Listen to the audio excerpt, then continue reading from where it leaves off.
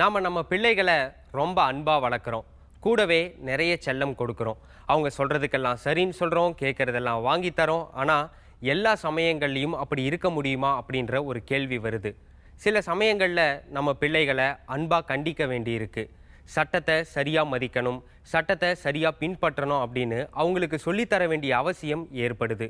ஆனால் அப்படி செய்யாத ஒரு காரணத்தினால நடந்த ஒரு சம்பவம், அதை தொடர்ந்து நடந்த நிகழ்வுகள் ஆகியவற்றை பற்றி தான் இன்றைய நிகழ்ச்சியில் நாம் பார்க்க போகிறோம்.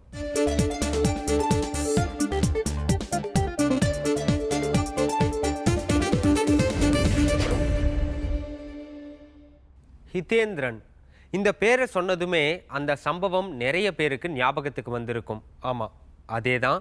சொந்த சோகத்தை உள்ளே போட்டு மறைச்சிட்டு மற்றவங்களுக்கு நல்லது செய்ய துணிஞ்ச ஒரு பெற்றோரோட கதை தான் இது. ஒரு பைக் விபத்தில் ஹிதேந்திரனுக்கு மூளைச்சாவு ஏற்படுது. அவனோட இதயத்தையும் மற்ற உறுப்புகளையும் அவனுடைய பெற்றோர் மற்றவர்களுக்கு தானமாக கொடுத்தாங்க. உறுப்பு தானம் என்ற நல்ல விஷயத்தை பற்றிய விழிப்புணர்வை இந்த துயர சம்பவம் ஏற்படுத்தியது.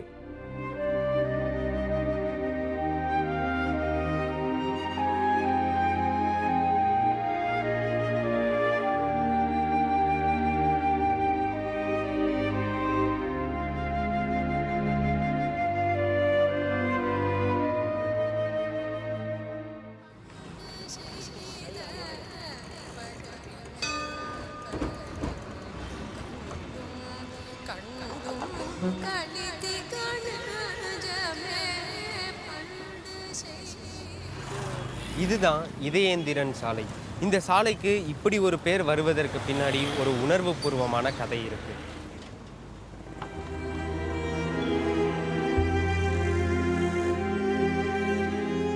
அசோகன் புஷ்பாஞ்சலி அப்படிங்கிற டாக்டர் தம்பதியோட மூத்த பையன்தான் ஹிதேந்திரன். 15 வயசு, ஸ்கூல்ல படிச்சுட்டு இருந்திருக்கான். ரொம்ப துருதுருன்னு இருக்கிற பையன். இந்த துருதுருப்பு அவனை புதுசா வேலை செய்ய தூண்டி இருக்கு. சின்ன வயசுலேயே அவனுக்கு பைக் ஓட்டணும்னு ரொம்ப ஆசை. அவனோட ஆசைக்கு தடை போடாம தெருவுக்குள்ளேயே பைக் ஓட்ட அப்பா அம்மா சம்மதம் கொடுத்துருக்காங்க. வீடியோ கேம்ஸ்ல கூட பைக் ஓட்டுற கேம் தான் அவன் பிரமாதமா விளையாடுவானா.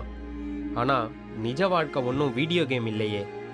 அப்பா மாடியில் தூங்கிட்டு இருந்தப்ப பக்கத்துல ஃப்ரெண்டை பார்த்துட்டு வரேன், பைக் கொடுங்க அப்படின்னு அம்மா கிட்ட ஹிதேந்திரன் கேட்டிருக்கான். ஆசையா கேட்ட மகன் கிட்ட வேண்டாம்னு சொல்ல அம்மாவுக்கு மனசு இல்லை, சரின்னு சொல்லியிருக்காங்க. நான் ரொம்ப ஸ்ட்ரிக்டாக வண்டியை எடுக்கக்கூடாதுன்னு நான் சொல்லியிருந்தேன்னா அவன் எடுத்துருக்க மாட்டான். நான் விட்டுட்டேன். சரி, ஒரு ரவுண்டு போகிறானே, இல்லைன்னா என்னை கோச்சிக்கிறானே, திட்டுறானேன்னு சொல்லிட்டு கொஞ்சம் கொஞ்சமாக எல்லாரும் அவங்க போகிறாங்க, இவங்க போகிறாங்க, இந்த பையன் இப்படி டியூஷன் போகிறான், வண்டியில் போகிறான், இந்த பொண்ணு போகுது, நீ தான் விட மாட்டேன்றியே.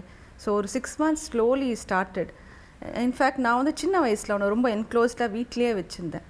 அது ஒரு ஜெயில் மாதிரி ஆயிடுச்சு அவனுக்கு.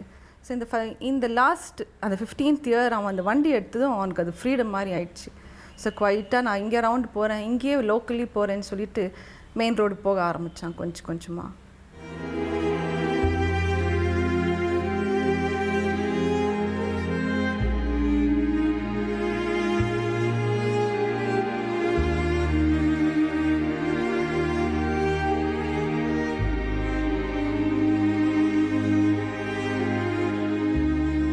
பைக்கை எடுத்துட்டு போன ஹிதேந்திரன் வீட்டுக்கு முழுசா திரும்பல. ஹிதேந்திரன் பைக் ஓட்டும்போது அவன்கிட்ட டிரைவிங் லைசன்ஸ் இல்லை. அதை வாங்கிறதுக்கான வயசும் அவனுக்கு அப்போ இல்லை. தலையில் பாதுகாப்புக்காக போடுற ஹெல்மெட்டும் இல்லை. ஆனால் பைக் ஓட்டணும் அப்படிங்கிற ஒரே ஒரு ஆசை மட்டும்தான் அவன்கிட்ட இருந்தது. அவன் ரொம்ப தூரம் போகலை. வீட்டிலேருந்து 2 கிலோமீட்டருக்குள்ளே தான் போயிருக்கான். டிராஃபிக் நிறைஞ்ச இடத்துலையும் அந்த விபத்து நடக்கலை. எதுக்கு இதை நாங்கள் சொல்கிறோன்னா, ரொம்ப தூரம் போகிறதுனா தான் சிலர் ஹெல்மெட் போடுவாங்க. டிராஃபிக் நிறைய இருக்க இடத்துல மட்டும்தான் சிலர் கவனமாக இருப்பாங்க. ஆனால் அதெல்லாம் மிகப்பெரிய தவறுன்னு இந்த சம்பவம் சொல்லுது.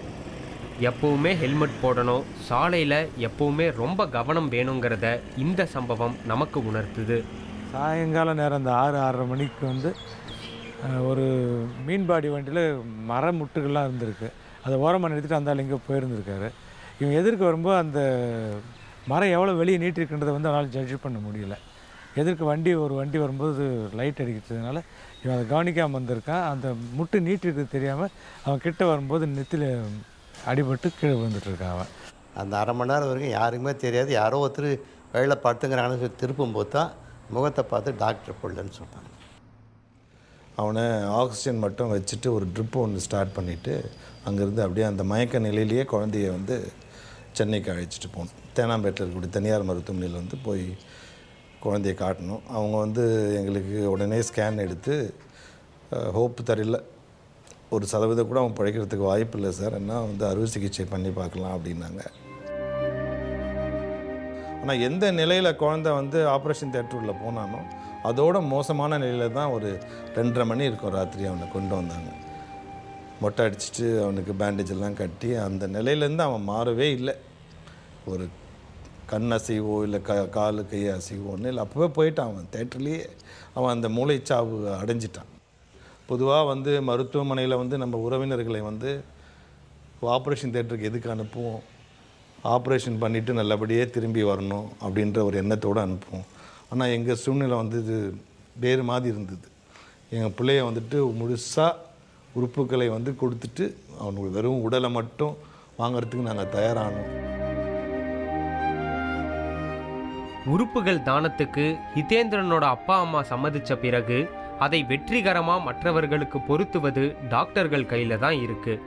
இப்போ ஒருத்தர் பிரெயின் டெத் அப்படின்னு டிசைட் பண்ணுறதுக்கு சில க்ரைட்டீரியா இருக்குது. 2 நியூரோ டாக்டர் வந்து அந்த பேஷண்ட்டை எக்ஸாமின் பண்ணணும். அதாவது வைத்தியம் செய்கிற மருத்துவரை தவிர அது இல்லாமல் இன்னும் 2 நியூரோ டாக்டர் பேஷண்ட்டை எக்ஸாமின் பண்ணணும். அதுக்கு கவர்மெண்ட் ஒரு பேனல் அப்பாயிண்ட் பண்ணியிருக்கு, இந்தந்த டாக்டர்ஸ் வந்து எக்ஸாமின் பண்ணலாம் அப்படின்னு. அவங்க ஒரு குறிப்பிட்ட நேரம் கேப் விட்டு சில டெஸ்ட்டுங்களை பண்ணணும். அந்த டெஸ்ட்டை பண்ணி அவங்க வந்து பேஷண்ட் வந்து பிரெயின் டெத்தாக இல்லையான்றதை டிக்ளேர் பண்ணுவாங்க. அந்த மாதிரி டிக்ளேர் பண்ணதுக்கப்புறம் ஹாஸ்பிட்டல்ஸில் வந்து கவுன்சிலிங் டீம்னு ஒன்று இருப்பாங்க. அந்த கவுன்சிலிங் டீம் வந்து பேஷண்ட்டோட ஃபேமிலியை அப்ரோச் பண்ணி இந்த மாதிரி பேஷண்ட் வந்து பிரெயின் டெத் ஆகிருக்கு, இனிமேட்டு வந்து பேஷண்ட் பிழைக்கிறதுக்கான வாய்ப்புகள் ஒன்றுமே இல்லை, என்ன வைத்தியம் பண்ணாலும் அவர் வந்து பிழைக்க மாட்டார், அவருக்கு வந்து இருக்கிற உறுப்புகள் வந்து வீணாக போகிறத தவிர வீணாக போகாமல் இருக்கிறதுக்காக மற்றவங்க யாருக்காச்சும் இந்த உறுப்புகளை கொடுக்கலாமா அப்படின்றதுக்காக அப்ரோச் பண்ணுவாங்க ஃபேமிலியை வந்து கவுன்சில் பண்ணி அவங்க டிஸ்கஸ் பண்ணி ஒத்துக்கிட்டாங்கன்னா அந்த பிரெயின் டெத் ப்ரோட்டோகால் வந்து இனிஷியேட் பண்ணி அதை பிரெயின் டெத்துன்னு டிக்ளேர் ஆனதுக்கு அப்புறமேட்டு ஆர்கன் டொனேஷனுக்கு பேஷண்ட்டை எடுத்துகிட்டு போவாங்க. ஹிதேந்திரன் விபத்துக்கு அப்புறம் நடந்த விஷயங்கள் எல்லாமே ரொம்ப பரபரப்பானவை. உறுப்பு தானம், மூளைச்சாவு, இது குறித்தெல்லாம் தமிழ்நாட்டில் பெரிய விழிப்புணர்வை ஏற்படுத்தியவை.